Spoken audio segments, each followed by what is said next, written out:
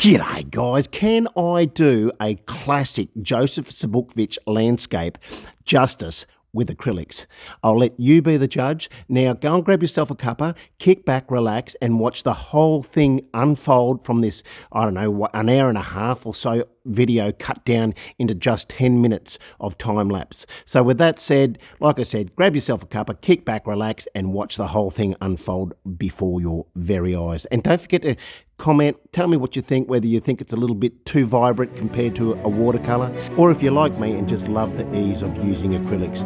Oh, and if you're new here, please hit like and subscribe and all that sort of thing if you find any value out of this channel, and hopefully I do give you some good tips along the way. And without further ado, let's get into the video. See you at the end.